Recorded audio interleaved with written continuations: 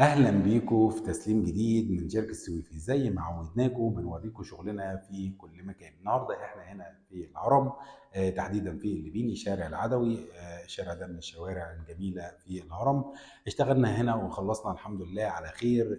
شقه الاستاذ احمد شعبان من الناس الجميله جدا اللي احنا اتعاملنا معاهم، منتهى الذوق والاخلاق الحمد لله رب العالمين. سلمنا على خير وعملنا الشقه هنا نيو كلاسيك بالشكل اللي انتم شايفينه ده. الشقه جميله جدا وهاديه ومنسقه بشكل جميل وشيك يتناسب مع الفرنتشر الموجود عند الاستاذ احمد. الحمد لله قدرنا نخلص في فتره زمنيه كانت حوالي شهرين ونص. وكانت الفيديوهات بتاعتنا على الصفحه من اول ما بدانا شغل في الشقه هنا. الحمد لله قدرنا نخلص. كانت على الطوب الاحمر وبدأنا نأسس كهرباء وسباكة ونشتغل في أعمال الفريون، وبعد كده اشتغلنا في أعمال المحارة.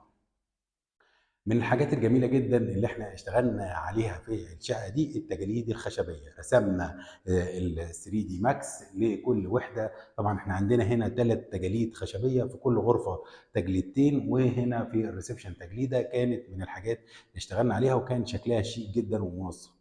عندنا شقق تانية شغالين فيها تجاليد خشبية بس لسه طبعا ما صورناهاش.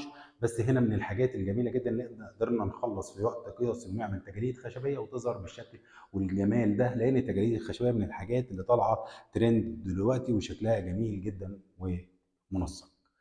التجليده هنا بدانا بادراج زي ما حضراتكم شايفين، وزي ما قلنا في الديزاين بدانا نشتغل عليها الاول وبعد كده نفذناها زي ما عملناها. الحمد لله عملنا هنا الادراج بالليد بروفايل بالشكل ده، وعملنا هنا يونت للتلفزيون، وخدنا ظهر اليونت بالشكل ده يمشي مع التجليده بشكل جميل جدا مكان التلفزيون في الجزء ده. وطبعا اشتغلنا هنا على الالموتان وعملنا الالموتان بالشكل ده دبل ازاز مع الجورجيه ماشي ماتشنج مع الستاره الخفيفه، والستاره الثقيله ماشيه شكلها شيك جدا مع الوان الشقه. من الحاجات الجميله هنا برضو كان اختيارنا للنجف والاباليك. النجف كان كلاسيك هنا واخترناه بشكل جميل جدا شيك مع يمشي مع ديزاين الشقه. وطبعا اشتغلنا على البيوتك بالبانوهات بالشكل ده وطعمناه بالمساطر. كانت شكلها جميل جدا مع استخدام بيت نور في الريسبشن. ادى شياكه للشقه. طبعا الطرقه من الحاجات برضو اللي احنا اشتغلنا عليها، والكلاينت هنا اختار او حب يعمل اب داون. ففي الطرقه زي ما حضراتكم شايفين عملناه مع الاباليك بقى شكله جميل جدا ومنسق. من الحاجات اللي احنا اشتغلنا عليها هنا الجزء الخارجي من الشقه. كان طبعا عملنا التجاليد خشبيه بره وعملنا مكان للجزامه، فكانت شكلها جميل برضو في الخارج مع استغلال المساحه ان الجزامه بره في الطرقه اللي قدام باب الشقه. الباب المصفح بشكل يتناسب مع الشقه في الشغل الكلاسيك اللي احنا عاملينه.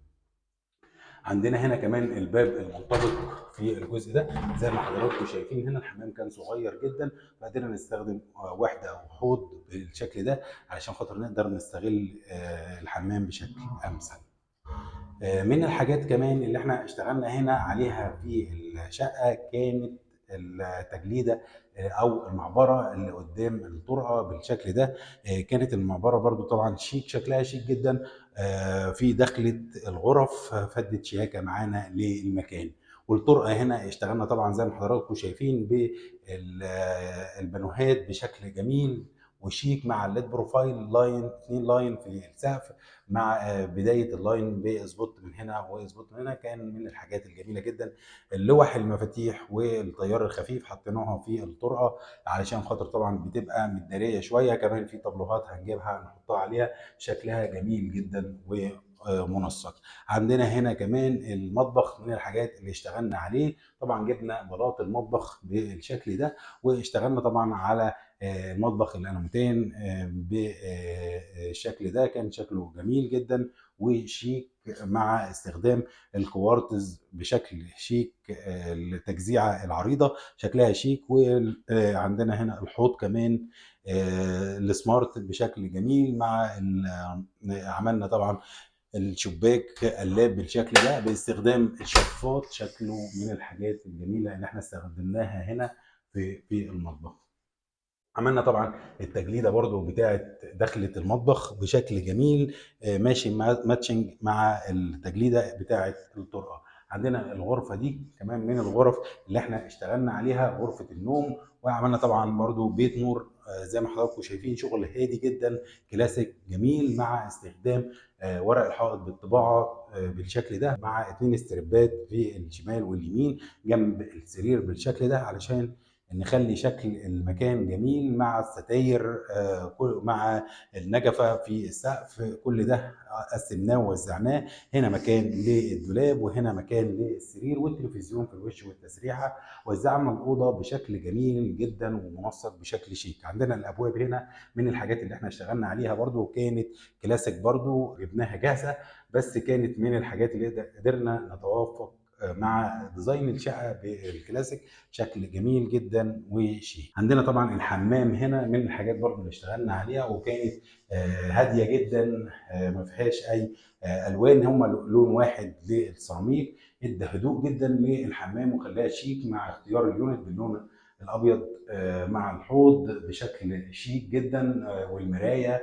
وطبعا اشتغلنا على الشاور باثنين خرنقين في الجنب ده او مستطيلين بشكل جميل، مع الاضاءه بتدي شياكه للمكان. البارتيشن الازاز برضو من الحاجات اللي كانت جميله هنا. وطبعا المسطره بالشكل ده في الارض، كل حاجه منظمه ومنسقه في الشقه بشكل يتناسب مع الشغل اللي احنا عملناه. وطبعا الكلاينت كمان كان بيحب الهدوء والحاجه الكلاسيك. عندنا هنا غرفه في الجزء ده، الغرفه دي اشتغلنا برضو على التجليده الخشبيه دي.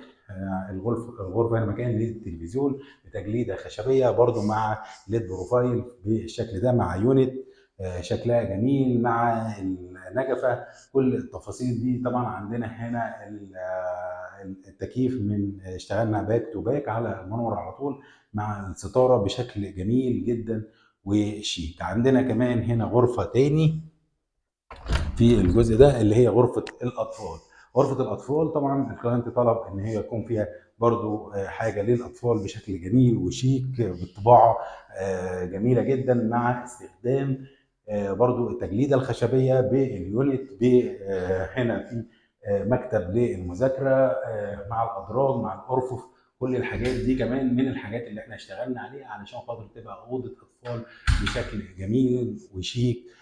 والنجفه. وعملنا بيوت الستاير بالشكل ده، خلت الستاير كلها في الشقه جميله جدا، الستاره الثقيله والستاره الخفيفه بشكل شيك، وديزاين يمشي مع الديزاين الكلاسيك. الشقه هنا راقيه جدا وشيك جدا. كان في معوقات قابلتنا هنا، ان الشقه في الدور العالي، طبعا كان هنا في الدور العاشر، بس الحمد لله قدرنا نتغلب عليها. طبعا الحاجات بتطلع بصعوبه شويه، وبيبقى فيه مشقه سواء للعمال او لرفع الحاجات او الخامات من تحت. الحمد لله قدرنا نخلص على خير. كان في هنا مهندسين كتير اشتغلوا على الشقه دي، كانت المهندسه نيره، المهندس سيد، المهندس مؤمن، كان المهندس طه وليد السويفي من المهندسين اللي اشتغلوا على الشقه دي. وكان من الناس اللي كانت بتطلع التفاصيل وادق التفاصيل في الشغل. ان شاء الله اولى هندسه السنه الجايه جامعه MSA، ان شاء الله نشوف مهندس قد الدنيا، هو كمان اللي بيصورنا وهو اللي بيعمل لنا المونتاج. شكرا جدا لمجهوده. بشكر كل مهندسين شركه السويفي، بشكر كل الصناعيه والمقاولين، بشكر كل فريق العمل من السوشيال ميديا، الناس اللي بترد على استفساراتكم. بشكركم جدا على متابعتكم الجميله. نشوفكم في تسليم جديد. السلام عليكم ورحمه الله وبركاته.